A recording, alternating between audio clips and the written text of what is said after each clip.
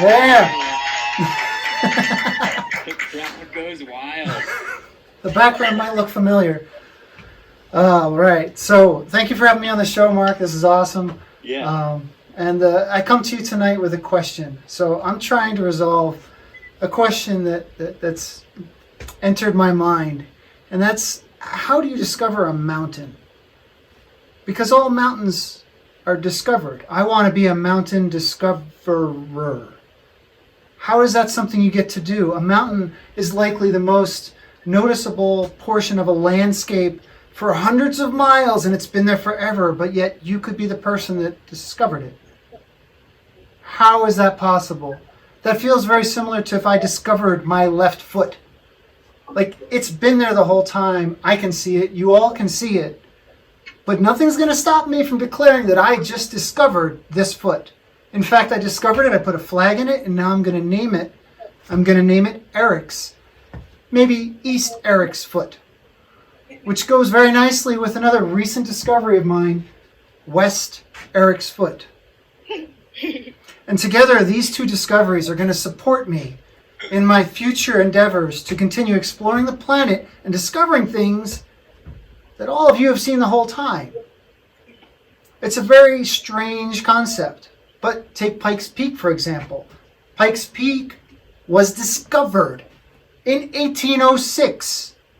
A little over 200 years ago was the first time someone went, hey, there's a mountain over there.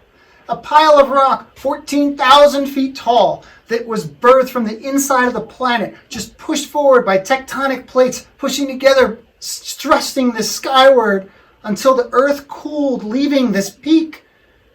And someone just noticed it 200 years ago for the first time. That's insane. There have been humans wandering around North America for the last 20,000 years. But yet, a guy named Zebulon Pike, gets credited with discovering Pikes Peak. He was the first one walking towards it that realized, hey, the terrain is changing. It's getting more difficult. It's getting harder to breathe. And then looked up and realized there was a mountain in front of him. This is ridiculous. I can't believe that for 400 generations, everybody just walked by this thing and didn't notice it. Nobody noticed this earth hernia, because that's what a mountain is. And I think we need to adopt the term. Earth hernia, that's what a mountain is. It's made in the same way. It's stuff that was inside that got pushed outside by pressure, and now it sits on top of the crust, just like a hernia on your body. Mother Earth is covered in earth hernias. This is a problem. We need to pay attention. Mother Earth is in pain. All we ever talk about is that she's got a fever, she's got a temperature, she's getting hot, but she's covered in hernias. The temperature, I mean, these days, she might have corona. It's a possibility. So basically what I'm saying is we need to take care of our planet, take care of Mother Earth, and I want to know how to discover a mountain so I can name it after myself. That's my time. Thank you. All right.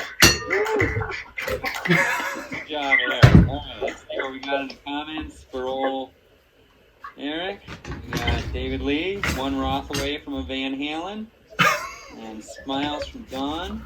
All right, let's move this thing along to your next comedian. Let me get this.